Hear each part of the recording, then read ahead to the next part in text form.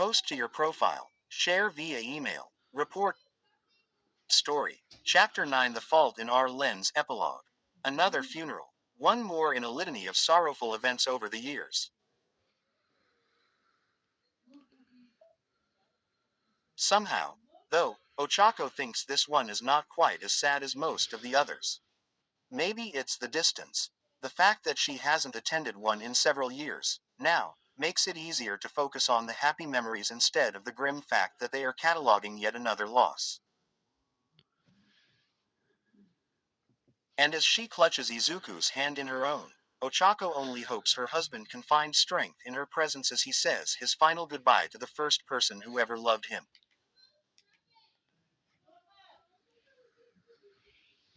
Inko Midoriya is a hero.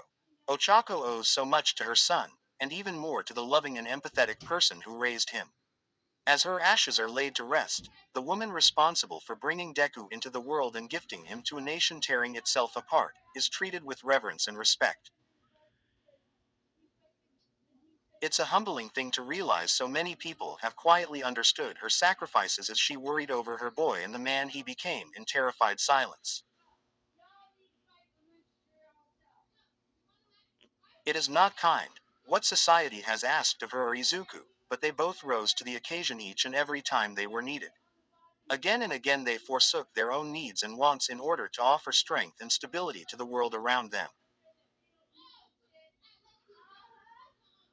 Izuku is crying, has been for 3 days while they prepared for the actual funeral, and Ochako keeps handing him tissues with her free hand as he needs them, taking the soiled ones and crumpling them into her pocket to dispose of later. And every time she hands him a new one, he shoots her a look that is equal parts grateful and apologetic. Ochako's only answer is a gentle smile and a few soothing caresses of her thumb over his right hand in her lap.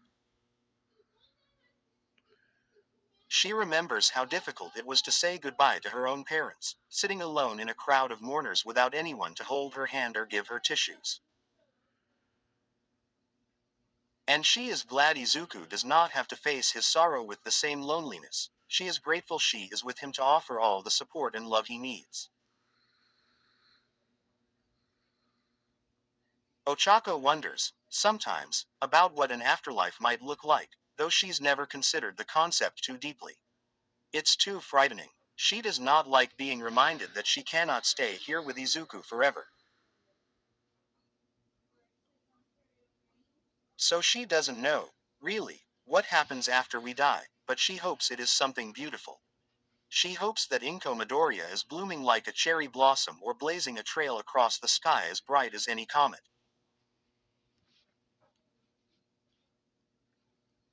She deserves that, Ochako thinks, to be beautiful and appreciated into eternity. Sometimes the knowledge that her parents were never privileged enough to know Izuku as not just a hero, but as her partner in her love, sends a deep wave of sadness cascading through her body in an insistent ripple. Sometimes the grief, still raw and real and overwhelming upon occasion all these years later, will pull her to her knees in the kitchen. Izuku is always there to kneel beside her.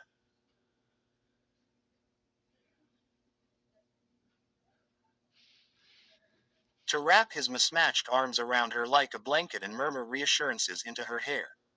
And even if she is still sad, she laughs through her tears because she knows with all her heart, that if her parents could see the genuine affection Izuku has for her and the delicate way he treats her when she needs a hero, they would be proud of their daughter for choosing a partner who sees her as an equal, but cherishes her like something precious and delicate all the same.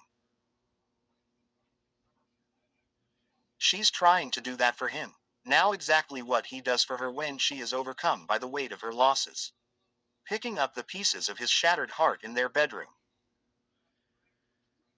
She holds him tightly as he cries hard against the pillow and gently rearranges the scattered shards until they fit together the way they're supposed to. She helps him make arrangements and pick his mother's bones from the ashes in reverent adoration of the woman they once belonged to. Promoted stories. You'll also like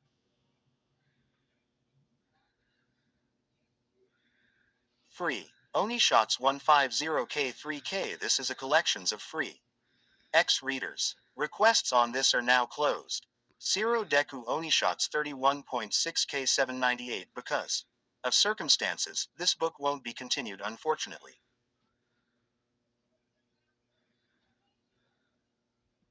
Feel free to check out my other stuff. Thank you for understanding. After all, Ohm Fluke 11.4K 802. Will edit once I'm free. N. This is a work of fiction, and any similarity with other works is purely coincidental.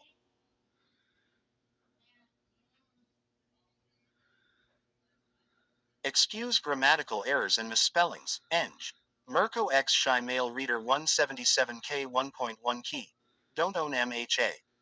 I hope you enjoy the story I made. The Hero's Return MHAXJJK, ongoing 116K 1.7K and Quad. Izuku.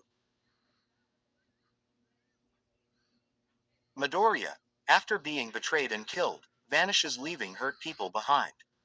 After 2 months and a hack, he come back, changed. How will the class re? Her prince from the underworld, half demon is. 0.26.4K 463. It's basically the same story as my succubus Momo X Deku story. I know, real original, but hey, now you guys get a Deku from the other side of the tracks. Hurt cuz I love you to death Izuocha. Ha. 0.9K 141 Class 1A is now Class 2A and is working to be better heroes due to events that had happened before. Deku has gotten strong feelings toward Uraraka during the summer as a woman so small and so quiet most of the time that you would never know she was the mother of one of the greatest heroes the world has ever known. But Ochako understands how little size and stature are relevant to a person's greatness.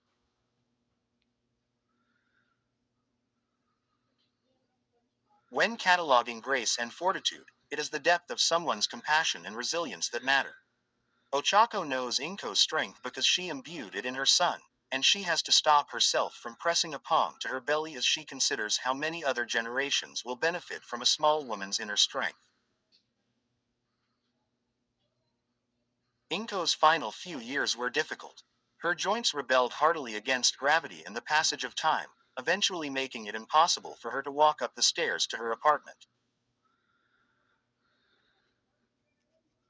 So she moved into a spare bedroom when Izuku and Ochako purchased their first house together.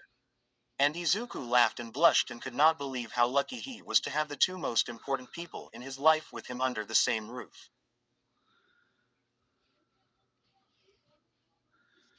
Inko made katsudon every Wednesday night and Ochako cooked breakfast for the three of them on Saturday mornings.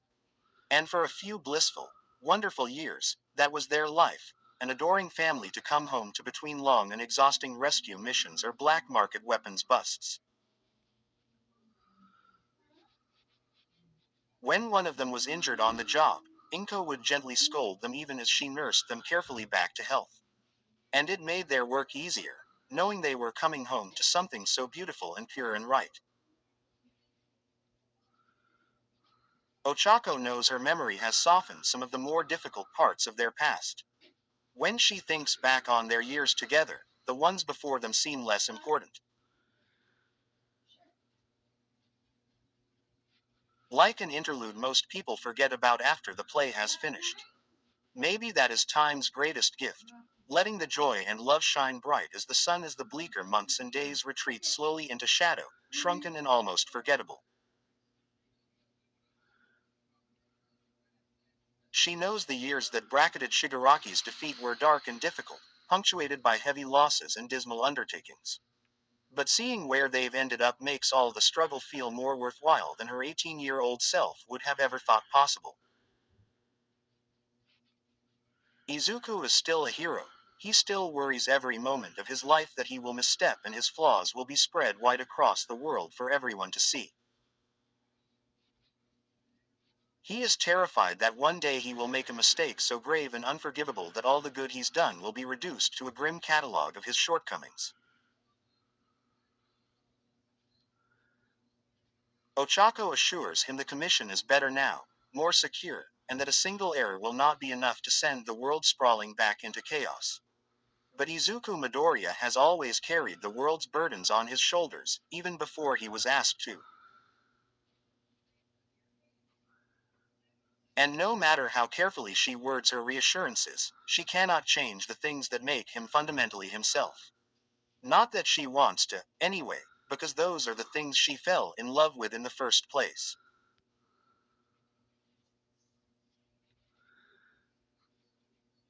Sometimes she remembers the first time she kissed him, trying to raise his core body temperature with her own warmth in a cabin covered with snow. She remembers how they held one another after, trading secrets and memories from the years they'd spent apart, noses brushing against one another as they each leaned in to steal another kiss between shy blushes. Ochako had been reticent to send up her flare in the morning because it felt like she had finally figured out exactly what she wanted, who she wanted, and she was afraid Izuku might be snatched away from her if she let anyone else in on the secret.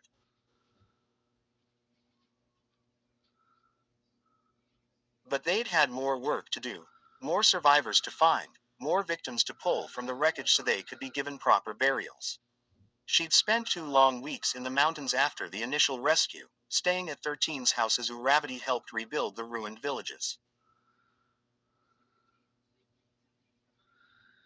Izuku texted her every morning and Ochako called him every night. She couldn't always answer right away, and he didn't always pick up the phone. But it was the fact they were both trying that made it feel so achievable. Like they could finally be exactly who they wanted to be together. The Himiko Toga interview had been a ratings abomination. Millions of views in the first hour after it was uploaded and more interactions on the hero news sites than any other story in 6 months. It made Ochako's stomach churn to think people were so eager to pry into Izuku's life, perhaps even excited by the prospect that his career might be ruined. And after the revelation that Himiko had worn Uravity's skin to deceive him, the attentions had turned to her, too, and she finally understood then why Izuku had tossed his phone in a drawer and tried to forget its existence.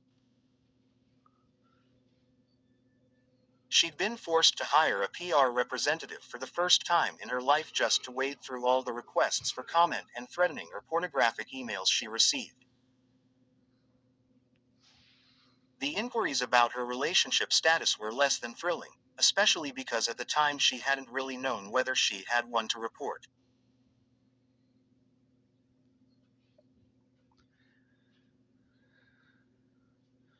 Were she and Izuku dating? Flirting? Hanging out? Just friends who made out one night? She had no idea at least. As it turned out, Izuku hadn't either. In his first television appearance following the incident, in which he had, ostensibly, been attempting to advocate for psychological treatment for some of Avernus' more vulnerable population, the interviewer had asked if he was in love with Uravity. She'd watched the clip probably 100 times after it aired. Not that Ochako would ever admit as much to her poor husband, because he turned a shade of red not yet seen in the natural world as he stuttered an answer that had absolutely no relation to human speech. It was still the most endearing thing she'd ever seen. When she called him that night, she giggled as he sputtered an apology, and the only way she managed to stop him was by using his given name for the first time. It's fine, Izuku, don't worry about it. His end of the call had gone disturbingly quiet in less than a moment, and Ochako worried something might have severed their connection.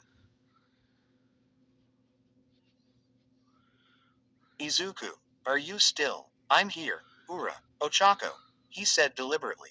And then it was her turn to stammer like a schoolgirl who'd just been asked to tea by her first crush. They had been a mess, neither one of them at all experienced enough with actual relationships to have the faintest idea what they were doing.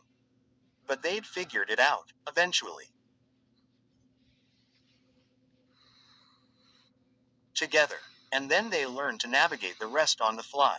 Public scrutiny and political double talk, tabloid rumors and sexist comment sections.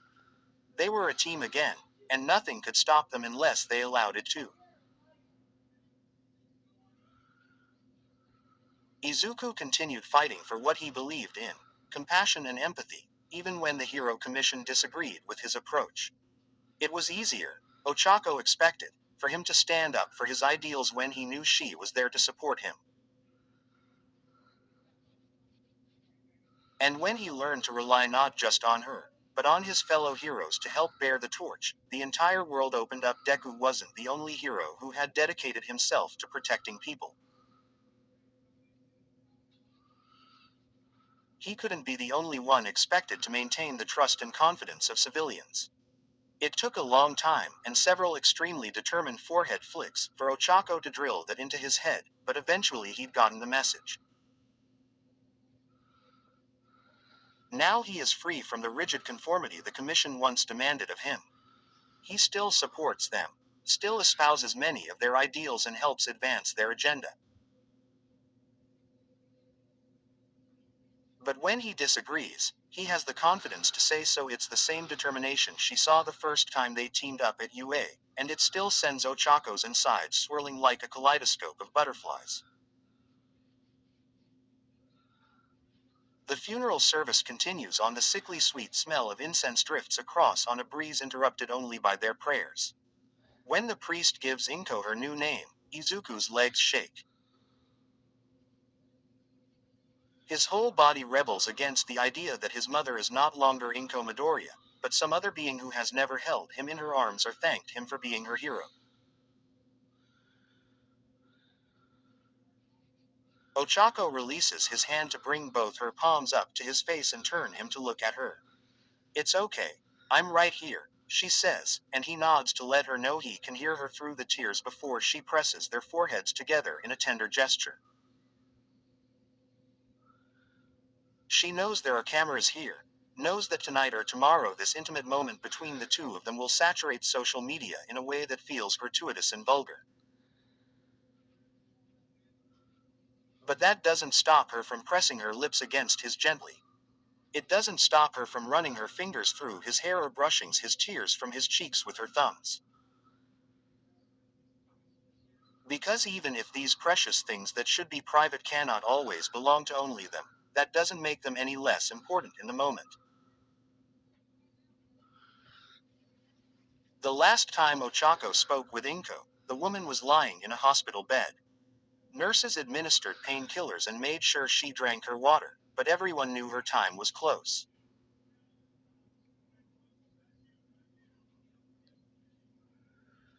Inko's health was frail and she was fading.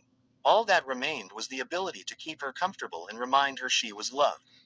When Izuku left the room for a moment to speak with a doctor, Ochako had lifted Inko's tiny hand and pressed it firmly against her stomach while a pink padded finger hovered against her lips to make it clear Inko needed to stay quiet.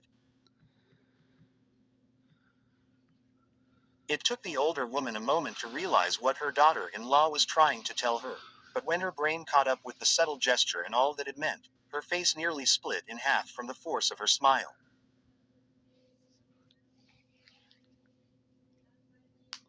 Even as giant, cartoonish tears jumped over her lower eyelids and dashed down her cheeks, Inko laughed. It was a sound of joy and hope, something Ochako had heard hundreds of times when someone cheated death only to be pulled out of the rubble and into the future by the hands of rescue hero Uravity. "I haven't told him yet," Ochako confided, and she could see how much that meant to Inko, to be trusted with this delicate secret. When Izuku returned, his worry was obvious when he asked his mother what was wrong. But Inko only brushed her tears away and hugged him. "It's nothing, dear. I'm just always so happy to see you both." And if her son noticed the strange emphasis she placed on that last word, he never said so. Inko died 2 days later, and Ochako still hasn't told Izuku that precious secret she shared with his mother in her final hours. As they accept the Okoden, bowing politely to every person who offers their condolences, Ochako can't help but smile. Because she understands the weight of this sadness. She still listens to that last voicemail her parents left her before she moved home sometimes. The sound of their voices is often overwhelming as she stares up at the stars from the roof her and Izuku's shared home. But more than that, it is a reminder that without their love she could never have become the person she is, the person who loves Izuku despite his single-minded focus and inability to put himself first.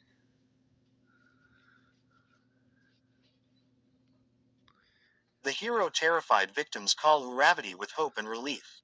A mother to the child of the world's greatest hero. A child who will be able to decide what they want the future of their own world to look like because of the sacrifices she and Izuku and their friends have made. Not every moment is a gift, but every day is a reminder of why they fought, why they continue fighting for what is good and what is right, even if they do not always agree on the meaning of those words. Ochako knows Izuku still argues passionately with Katsuki and Shoto. She knows when they get together for lunch on the weekends sometimes the gatherings end in expletives and the all too familiar popping sounds of Dynamite's quirk. But even if they never come to an understanding on some things, they are all only striving to leave the world better than they found it, and they have learned to respect that resolve even if they bicker about the potential outcomes. Maintaining those bonds in the face of such things is not always easy, but they have both learned it is so incredibly worthwhile. And as they drive home after dinner, Izuku's hand rests against his wife's thigh. His fingers gently flex against her dress, wrinkling the fabric under his clammy palm.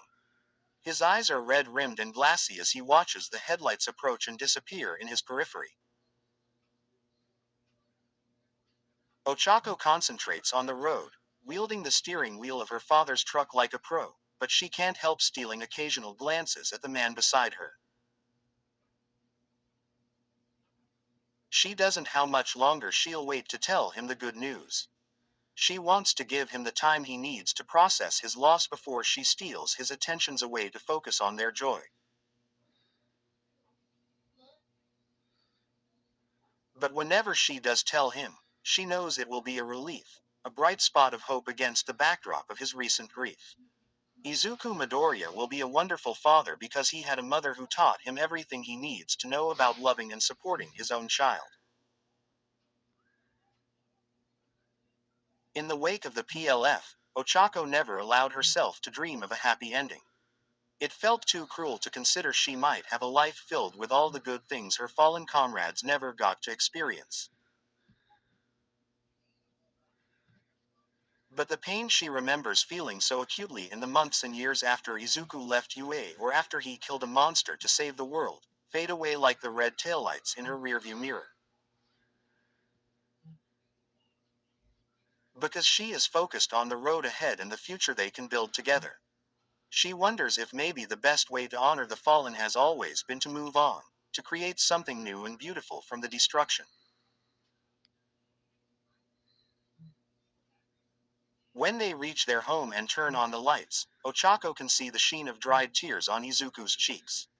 After they remove their shoes, she wastes no time pulling him into the warmest, fiercest hug she's ever given, and he melts against her. Thank you, Ochako, for everything. His words brush against her ear barely loud enough for her to hear them, but she can feel them in the way he holds her tight. She feels it in the way his lips find hers and the way he runs his fingers down her back until his hands rest on her hips. You don't have to thank me, ya dummy. They both laugh and it seems like the first time in weeks. Ochako feels his gratitude and his love in the way Izuku begins gently swaying them back and forth in the entryway. They dance together in the silence. No cameras or intrusions, no gossip columnists or nosy neighbors.